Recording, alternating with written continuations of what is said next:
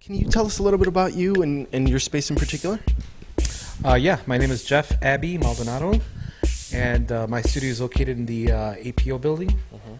I've been there 18 years now, so I've been participating for most of the open studios in its 10 years. Wow, tell me a little bit about the APO as a whole and how you got to be involved with that space. Just interesting story. As a student at Columbia College, I was studying under Maria Castillo. He's amazing. Yeah, I had a class under him as well. Yeah, credited with creating the Mexican mural movement here in '68. And my last semester at Columbia, I was actually walking the halls, and there was a posting. It said, studio for rent, $100 a month, no live-ins, 10 to 15 minutes from the loop. I still see it now. Yeah. And I grabbed one and then grabbed all of them so nobody would call. I got to remember that one. Yeah, and basically ended up being at the APO and have been there ever since. And so it's artist workspace, and throughout the years, there've been a lot of great artists who've had the opportunity to use that space, and I'm very fortunate to still be working there. It's almost like a second home. But this year I'll be showing some etchings and also some new paintings, yeah. So your background is in fine art and painting and obviously printmaking as well too. Right. So throughout the years, or over the years, I've been involved with murals and paintings, large drawings, but have focused recently on etchings and just getting back to paintings. I think it's like it's been a good 5 years since I've actually picked up a paintbrush, but I'm back. Yeah. You're back. That's Yeah. wonderful. So talk to me a little bit how you've seen art evolve back from what you're saying, 17 years ago since you first joined the space, up and down the 18th Street corridor. Well, I've been coming to Pilsen since I was a kid, and still remember a lot of the murals, the historic murals that are now gone. And one of the things that struck me as a kid, being driven down 18th Street to pick up tortillas or menudos, was the way that they always told stories, and the way that the community was represented in the work, in the artwork, and growing up in Bridgeport, that was just something that was not my daily experience. Sure. And throughout the years, I've been fortunate enough to meet some of the artists who are still around who have painted those historic murals. Just speaking with John Weber a minute ago. And I think what's happening now down 18th Street is, we see a lot of new type of work out there, some kind of experimental murals, so to speak, and we're doing some of that work as well. But I think it just expands the language, the visual language that we have on 18th Street. But I think there's something for all tastes, that's diversity. Correct me if I'm wrong, but you and a group of students were the ones that did the mural off of Paulina, correct? Yes. And specifically, it's a portrait. Tell me who that portrait is about. Yes, that wall is dedicated to the innocent victims of gang violence, and the handsome young man in the center is my son, who was unfortunately taken from us 3 short years ago, and it was a way of looking at his life as a positive young artist, and having him inspire students now who are dealing with some of these same issues of safety in the community, and of the violence that's just erupting, not only in Pilsen but in other parts of the city. And so it was a way to speak out directly against what's been going on, and more than just a mural, I think it's a clear message from youth. It was designed by youth, painted by youth, but it's a clear message of I think just how tired people are. I think And as a new Pilsenite, right? I didn't grow up here. I remember coming as a kid, and I do remember some pretty terrible events. Just even walking up and down the street on 18th, and I guess what's always very interesting compared to about Pilsen artists and the community as a whole compared to any other artist community is that there's issues of race, issues of violence, issues of just so many other bits of oppression. And the part that really strikes me is the way that, yes, the movement's able to grow together, to organize back the way that it did in so many ways in LA, right? And in certain parts from Puerto Rican movements in New York as well. It really strikes me as this epicenter, and you and some of the communities that you're involved with leading so much of that. How does that feel now in 2012, now that the community's changing and possibly even calming down? Well, it's just it's something that needs to be done, and I don't like to think about it in terms of history or in a historical sense, but because it kind of takes away from the purpose of public art, which is if it lasts a year or 2 years or maybe possibly 3 years, I think the impact may last much longer. Sure. Let's talk about the first African American mural on the South Side, the Wall of Respect, which lasted 3 years, but is still being studied today. Is still, it still has an impact, and so public art has a role. It not necessarily may stick around, but as long as it does a job to maybe inspire someone else to come and pick up the paintbrush and be a part of the movement, it's sort of like a living history, I guess. And it's a healthy way to look at it. It's just like, where's the next wall? What's the next project? Any thoughts on some of the recent murals that have been going up lately? Definitely, definitely different kind of tastes out there. But that's the nature of public art. And I certainly do have my tastes. But I think for me, as an artist, and particularly nowadays, I really feel that a public work of art has to have some kind of social value to it. It has to have some kind of a positive message. It has to have some purpose for being out there. Sure. There's nothing wrong with beautifying the neighborhood, and that should be on the list of things to do. But given that there's so many issues that need attending to, or need attention to, sure, it's almost as an instructional guide.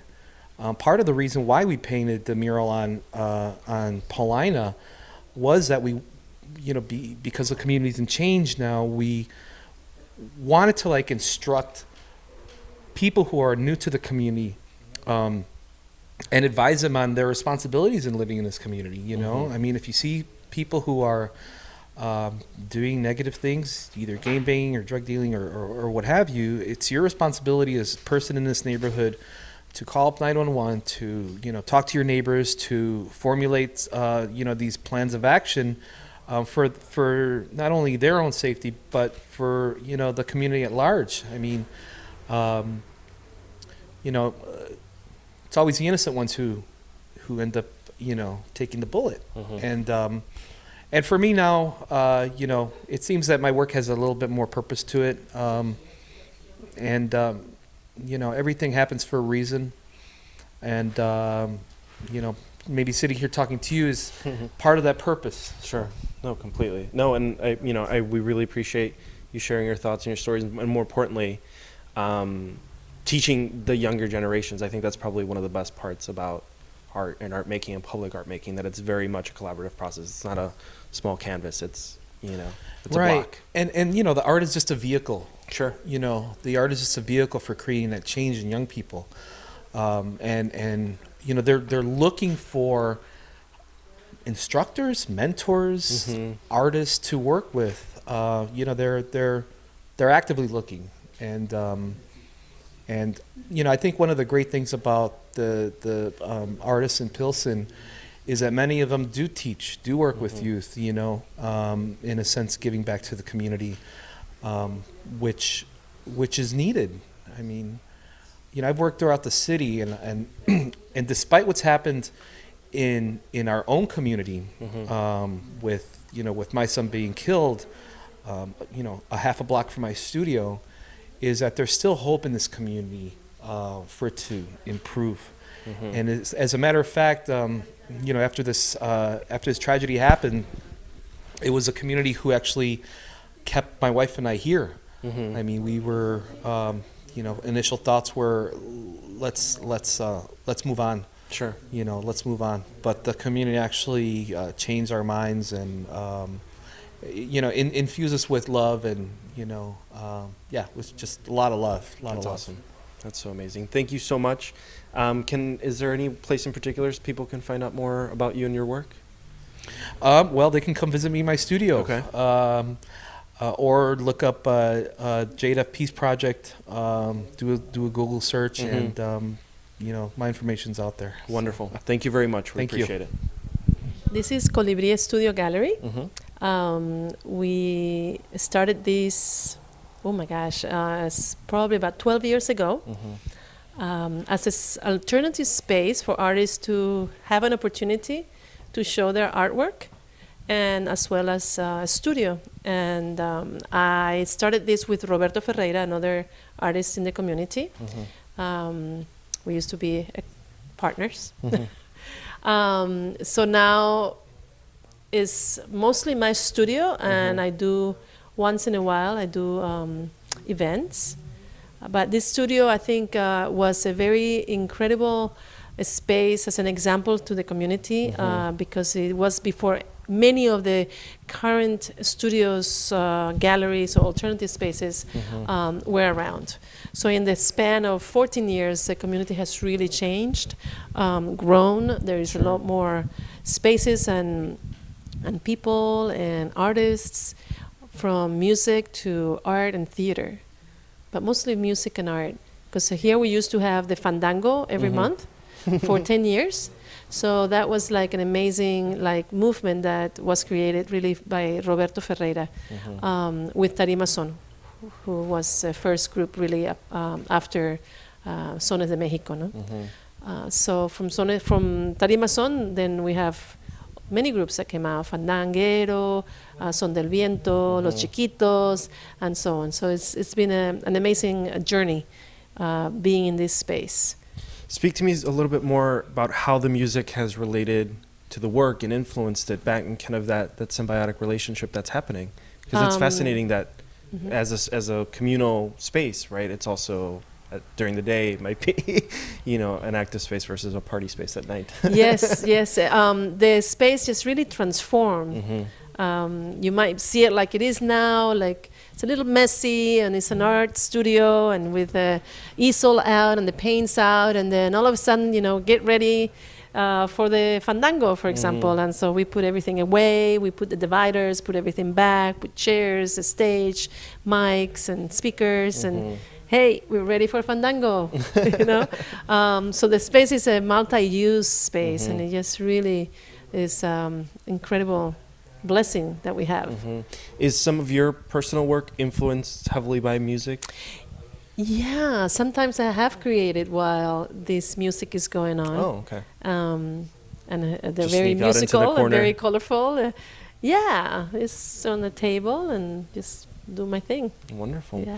So what year is this for Pilsen Open Studios? 11? This is 10 years. 10, okay. It's our 10th anniversary. Wonderful. And we're very happy that we have lasted this long. And it's all been organized by us, the artists. You saw Jeff Maldonado. He coordinated it for 4 years.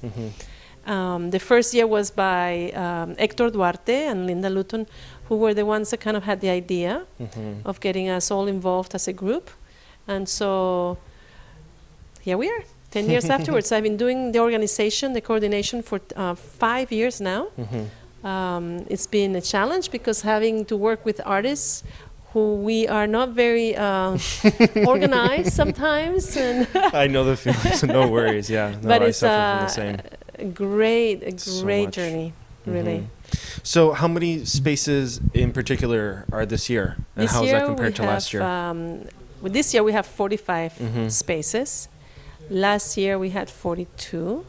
The year before we have 56. It varied. 2 years ago we did something different, and we included some businesses, more businesses than we had before.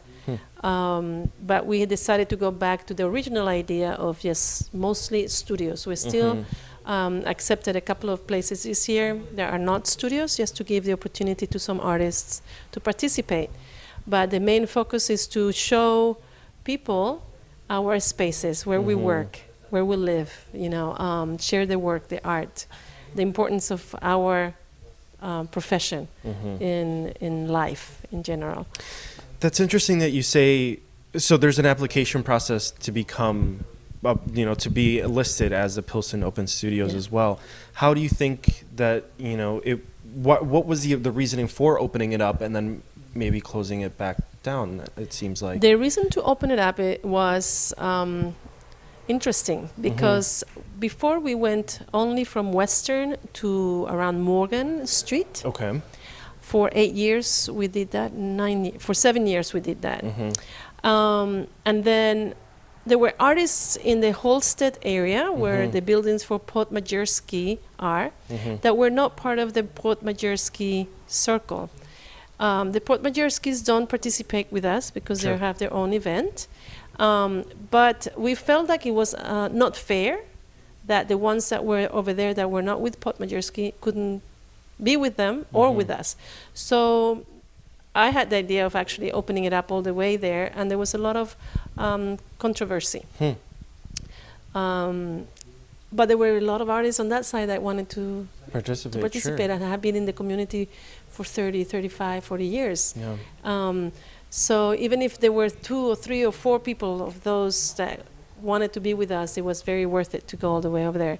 And then along the way, between Morgan and Holstead, there were other artists that wanted to participate, like Jean Parisi and Lionel, and there's daughter that had they call it one grand spot, and they've been in the community for many years, and they were actually the creators of Pros Arts Studio. So for them not to be included, it was not fair. Completely, yeah. So, and Diana Solis's studio is very close to that. And like that, people like that that have contributed so much for the community. And that's what one of the big requirements is that you live and work in Pilsen and that you contribute to the community in one way or another. Because we want to keep this community together, united, strong as an artist community. And the businesses are, at the same time, it's been interesting because within the last 10 years, the businesses are becoming more united. Us, the artists, I think we are more united now than we had been before. There had been some people that are not too happy about having gone all the way to Holstead, 1 or 2 people, because of their own ideas, and we respect that. But I think the majority, we try to always make decisions as a group and make it as fair as possible. Sure. Yeah, it's interesting because for a long time I am, and I still was, a part of the Chicago Art Department. I don't know if you've ever been in that space. And it is a Podmajersky space, and even across the street when we were there was a Podmajersky space. So, it's both a good and a bad that there is this kind of tension, right, between that particular block and then, what to most people is kind of like the west side of Pilsen or the more grassroots part of Pilsen. How do you feel about that distinction? Because, it is very much a different community, even though we all share the word Pilsen. Well, what I say is that we are one. There is only one Pilsen. There is no East or West Pilsen. I don't see that difference. That's interesting. There is the main people over there that vote are Mexican Americans. So they should be part of the community, and they are part of the community, and there should not be a difference unless they decide to make a division and make it a different, officially make it East Pilsen, and then this West Pilsen, No, totally. But right now it's only Pilsen. Sure. And they are making the division. No, completely. Not us. Well, and it's definitely, it's very much a love love-hate relationship because not only many of the Podmajersky spaces are beautiful Oh, they're to their own right. gorgeous. They're Yeah. gorgeous, Yeah, right? But at very the same nice. time, extremely restrictive and limiting, and it's almost to the point of just negative. So for that reason alone, even when I was seeking to move back into Pilsen, I said, no, let me move further this way a little bit because I really wanted to experience more of this kind of community, and I enjoy it. So it's interesting to hear that even within the artists, there's a lot of tension, right? Of what makes kind of that true. Well, I Pilsen think community. it's the principle. The fact that he or they, Sure. because it's not so much the father anymore, they ask for so much money for their rent. A lot of the artists are moving to Bridgeport Oh, completely. or west. Well, yeah, exactly. Or west, and a lot of the spaces there are becoming empty. Oh, yeah. And I went last week. I drove by on Friday, second Friday, and it used to be an amazing event every second Friday. Tons of people, and there were just so few. And it was at 7:00 in the afternoon, in the evening, and there were like very, very few people walking around. So less and less. Yeah, people are calling. and it is because of the struggle that many of these places, we want to. So part of what was interesting with Chicago Art Department is that we had the gallery there, the gallery continues there. But when we were looking for a studio space, we even said, "Oh, let's go check out another area, even the west kind of west side of the town." So yeah, it's definitely much a struggle, and as soon as you start losing one at a time, right, and they kind of start spreading out. But I think it is for the positive in the sense that these communities are becoming stronger, like you mentioned. Bridgeport is becoming much stronger, and you really start to feel that Very community. rich. Yeah, it's amazing. Very rich what's happening in Bridgeport. Wonderful. It's really good. So how do you see, what are some of your thoughts of Pilsen Open Studios in its 20th anniversary? How do you see it evolve? What we're doing this year, coming up, we're going to be publishing a book Okay. Wow. to celebrate 10 years of Pilsen Open Studios. I like to call it 18th Street Pilsen Open Studios. That's really the name, but it's so much easier to say Pilsen Open Studios. So that we can honor all those people, all of us that have worked so hard, living and working here in the community, and also honoring the movement, the art movement, not only in the last 10 years, but in the last 40 years in Pilsen. So the book is going to be featuring mostly the people that live and work here and have participated with Pilsen Open Studios. There will be a small history about Pilsen Open Studios, a little bit about the movement in the last 40 years. Not too much writing, but just enough so that we can inform people. And a lot of images and information about the artists, because it has to be about the artists, and mentioning all the artists that have passed through here. There have been over 250 in the last 10 years. So it's been a lot of people that have come through. So how is this book being produced? Who's editing? Are you leading the project? Or? Yeah, yes. It's scary, I can imagine. It was my idea, and then I put it out there at the beginning of, I guess at the beginning of the summer in May, and people loved the idea, and so it's actually cooking right now. It's getting put together, and I hope that by Saturday I will have a sample of the book to show. The way we're producing it is we're going to be asking for a sponsorship. We got a really good quote from one of the local printers. So we'll see how that goes. There's been a big force behind all of this, and her name is Colby. But the idea of the book is to get us out there, not only in Chicago, but send the book to La Misión, ¿no? Allá en San Francisco, or el Museo del Barrio, or send it to the National Library and to the local library, and just show people what we're doing in the United States, and send it to Berlin, no, or to London, or to España, no. So just send it out there, and my idea is that we can go to art fairs as a group. Wow. So and get out there as a really solid group of artists who are working together and doing it on their own. No big sponsorship. That's why we try to keep things That's fascinating. tight. Wow. Wow, thank you That's so kinda- much. Thank you so much for taking the time and the space Yes. and for sharing some of your ideas. So, where can people find out more about Pilsen Open Studios, the dates, Hello. and you know? PilsenOpenStudios.net is our website. And you can get the actual event is October 21st, Saturday, from 12 noon to 8 p.m. And Sunday, October 20, oh, wait, I'll say that again. October 20th, 20th and 21st. Saturday, from 12 to 8 p.m. And October 21st, Sunday, from 12 noon to 6 p.m. Okay. And we also are having guided studio tours this year, which is something that we're trying new Okay. to some of the studios. Wonderful. Well, thank you so much Thank for taking you. the time. We'll talk Thank soon. you, Urban. Thank you. Mi nombre es Omar Valencia. Omar Valencia, ¿cuánto llevas aquí en Pilsen? En Pilsen tengo viviendo más o menos 8 años. Es el tiempo que he estado viviendo aquí en Pilsen. ¿Y dónde específicamente está tu espacio, tu galería? Bueno, la galería se llama Ochalá y está ubicada en el 1653 al oeste de la 18 Street. Y entonces, ¿desde cuándo fue que se empezó ese espacio? Porque es un como entre tienda, entre galería, entre Sí, diferentes bueno, espacio.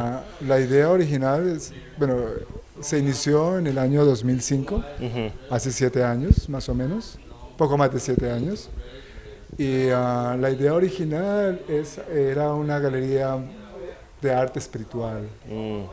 Y luego la vine fusionando con abrir un poco más el espectro para que fuera una galería más alternativa, para que los artistas que no tienen espacios como grandes galerías y museos pudiesen participar y tener su obra en un lugar que les diera la oportunidad de exhibirla. Pero también, además de eso, también pues, hay artistas reconocidos, como el artista que tengo este año para el Open Studio. Sí, cuéntame un poquito del proceso de incluirse en el Open Studio y típicamente qué pones de exhibición y qué vas a hacer este año. Bueno, mira, básicamente las exhibiciones son, yo tengo más o menos unas 5 o 6 exhibiciones durante todo el año. Y he estado involucrado en el Open Studio desde hace más o menos 7 años, casi desde el comienzo de la galería. Y este año está Diana Solís, que es una artista bastante reconocida aquí en el área y en el medio artístico. Es una artista mexicana de Ciudad de México, pero crecida y educada aquí. ¿Cómo te encontraste con Diana en específico para que hiciera la exhibición aquí? ¿Nada más por conocidos? Bueno, Diana la conozco hace muchos años, ok. desde el principio, y casi todos los años tenemos una exhibición juntos. Qué bien, qué bien. Y cuéntame un poquito del proceso porque estás curando la exhibición, ¿are you curating it o la estás, cómo es que cómo te involucras en la exhibición aparte de seleccionar al artista? Bueno, como yo hago una planeación anual, cada año hago una planeación, entonces trato de buscar los artistas un año antes de planificar las exhibiciones para poder tener un programa durante todo el año.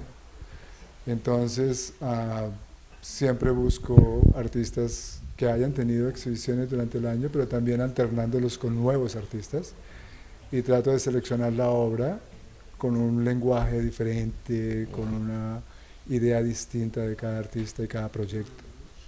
Pero Diana pues siempre tiene su propio trabajo y siempre está cambiando. Y este año el trabajo es un trabajo bastante interesante, nuevo también, qué bien. completamente nuevo dentro de su proceso como artista. Desde el 2005, ¿cómo has observado la evolución del arte de aquí en Pilsen? Bueno, ha sido bastante progresivo, se notan mucho los cambios, la gente se ve muy involucrada, se siente bien involucrada, a veces nos hace falta tiempo y espacio para poder recibir a todos los artistas. En mi caso, por ejemplo, mucha gente quiere participar, quieren que les ayude a promocionar su obra, su trabajo, pero a veces no hay espacio, no hay tiempo, porque todo está programado, ¿no? Pero sí, avanzado. Ha cambiado mucho, se nota el progreso y cada vez es más fuerte la comunidad artística en Pilsen. ¿Cuáles son algunas de tus metas en el próximo tiempo con Oxala y con tu espacio? Bueno, mire, casualmente ahorita, en esta época, este es el último año que voy a estar bueno, por ahora voy a cerrar la galería prácticamente. Se cierra el 30 de noviembre. Pero la vuelvo a reiniciar en una nueva localidad, en un nuevo espacio. Ah, qué bien. Para mayo o abril del próximo año. Ujú. Entonces, pero esta vez quiero traer arte de otras partes y enfocarme más en el arte latinoamericano. Entonces, este motivo de este cierre también es parte de un viaje que tengo que hacer a Colombia y quiero intercambiar artistas colombianos con artistas de aquí, de Estados Unidos, Qué bien. México, ¿Y latinoamericanos. ¿Y la nueva locación ya está No, dispuesta no. pero todavía No, es un por proyecto, Pilsen? pero Ok. es un proyecto que se va a hacer. Qué interesante, qué Sí. interesante. Porque hay que cambiar también, ¿no? Pues bueno, algún tipo de, ¿cómo se dice? Advice que le puedas sugerir a la gente que va a visitar aquí para Pilsen Open Studios. ¿Algo en particular que te guste? Que Bueno, deberían pues de les checar? puedo sugerir que vengan a ver a Oxala, Obvio. al Ajá. 1653 Perfecto. West de la 18 Street. Y bueno, que recorran todos los estudios porque los artistas y el arte que tenemos es bastante diverso y bien interesante, cada cual tiene lo suyo. Ujú. Y vale la pena que se tomen el tiempo los 2 días y visiten una parte el día sábado y luego el domingo vengan nuevamente Ok. y disfruten de este evento porque es un evento bastante importante en el arte, principalmente de Chicago. Ok. Pues bueno, perfecto. Muchísimas gracias. Con gusto. Well, my name is John Pittman Weber, Ujú. and I moved to Pilsen 6 years ago Ujú. with my wife, and but I've been sort of hanging out with some artist friends from Pilsen for about 40 years, Wow. and they finally persuaded us to move. Where were you before? Well, we were up in Lakeview and Albany Park and in Oak Park, and my wife and I had made an agreement that as I approached retirement, that we would lengthen my commute and shorten hers. She teaches down in Hammond at the Purdue Calumet. Mhm, mhm. So by moving here, we shortened her commute a whole lot. So it was a very good move. I Yeah. think we're both happy here. Talk to me about some of that history and what it's been like, the community seeing it change for such a long time. Well, I hadn't been thinking about that very much. When we moved here, certainly we intended to participate with the arts community, and I was not ready to participate in Pilsen Open Studios the first fall because we moved during the summer. But since then, so this would be, I guess, my 5th year probably participating in, maybe my 6th, I'm not sure, participating in Pilsen Open Studios. And I've also, had some other small shows here. A lot of my career has been dedicated to public art.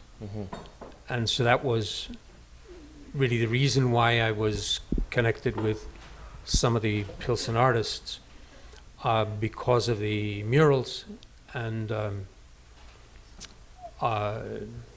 my interest in the mural tradition, and in Mexico as a result of that. So, but I don't have any murals in Pilsen. Okay. My murals and my other public works, cement reliefs, mosaics, and so forth, are mostly on the near northwest side, Okay. in the East Humboldt Park area, some in West Humboldt Park, a few out in Austin, at the college where I taught until I retired, Elmhurst College. Any specific one that you could recall that might be recognizable to our viewers? Or maybe even just one of your favorites. Well, some of your viewers might be familiar with the 47th Street underpass at 47th and Lake Park. On the north side there's a long, 300-foot long mosaic mural Wow. that I co-led with Carolyn Elaine, one of my colleagues. I've also done murals in, outside of Chicago. What have been the changes in the, well, the big change I think is that when I first got to know the Pilsen area a little bit, the people of the Spanish-speaking people who were here considered themselves either Mexican-American or Chicanos. And now, overwhelmingly, people simply consider themselves Mexican. And that has to do, actually, with the enormous immigration that happened, especially in the 80s and 90s. So that's changed the character of the Mexican-American community in the whole Chicago area. Wow. Because the majority now are either immigrants or the children of immigrants. Whereas probably majority before, there were certainly people who were children or grandchildren of immigrants, but there were also a very substantial percentage who had come to Chicago from the Southwest and from Texas, from El Valle. So that's really interesting. not a strong presence anymore. anymore. So I see that as the major change. The neighborhood's beginning to gentrify noticeably at its northeast corner, but not where my studio is. Where specifically is your space? It's on Cermak. It's off of Cermak and It's right between Pauline and Wood, okay. right Wow. across from Cermak Produce. Mm-hmm. But this year I'm going to be showing at Casa Estlan, Okay. actually. Wow. Yeah. So talk to me about some of the specific pieces and work that you're going to be showing. Some themes, maybe. Well, I'm going to be showing only prints. I've been a printmaker since, for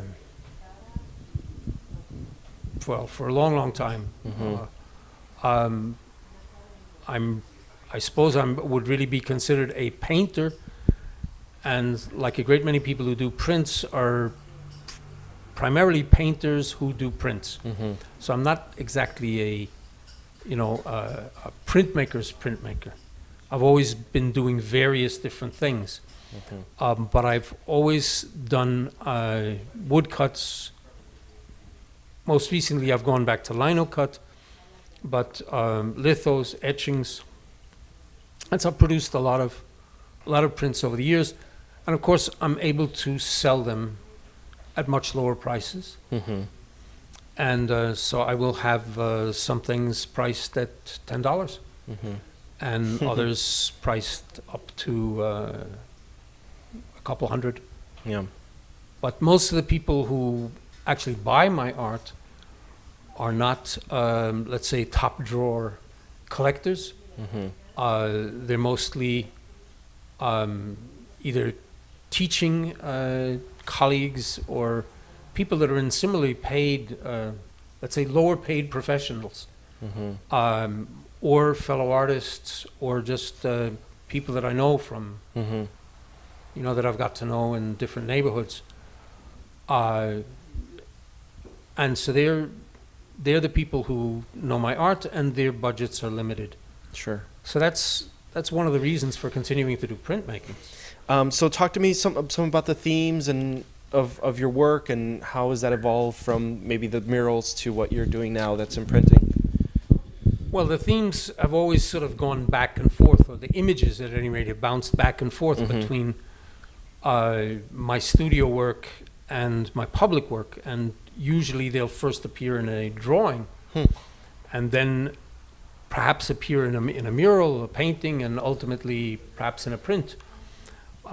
Sometimes the order will be different, and it will appear first in a mural, and then I'll, be doing a poster for the dedication, and then later it somehow will appear in a painting.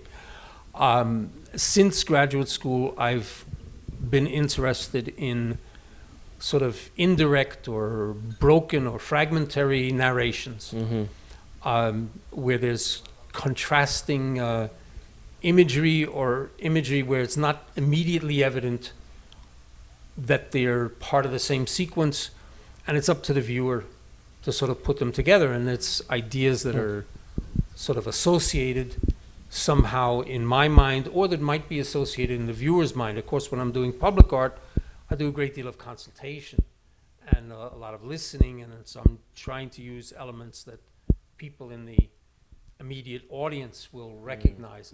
But I'm still doing a kind of a broken narration, broken kind of storytelling. And in my own studio work, I've keep coming back to that, but in different forms over the years.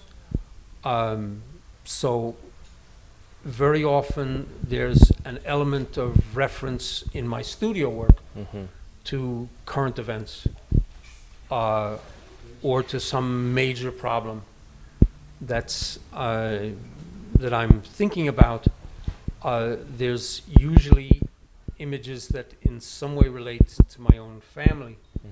And then I'm very interested in plants, as kind of signifiers of place. So both tropical plants and native wildflowers here. And my garden is full of, my little tiny garden behind our building is full of wildflowers. But there's very often plants that appear in my artwork as well. And there may be objects, that might be a part of a fence, or a lock and chain, or a matchbook, or all kinds of various objects that are very sort of quotidian, that are very everyday, ordinary objects, as they used to say in 20 Questions, things you might find around the house or around the neighborhood. So there's this, they're put together in a way that I hope is evocative, and that touches people in some way, and in some cases that might be actually disturbing. So now that's not my goal in the public work to disturb people, but in my own studio work, I do want to, that it's not just decor, it's something to think about. To challenge Or completely. that if it's in your environment, I'm on your wall, I'm hoping that every once in a while you glance at it and see it in a different way than you saw it before. So it's not immediately evident, everything that's there. And that's true also in my public work, that I don't want people to be bored with it after they've seen it 10 times, because people in the neighborhood are going to be passing it Completely. by for years. And so I like to tuck in some connections that are not immediately evident, but that might emerge, that people might notice over time and say, now I see that there's something else there. Because actually I want people to feel very much like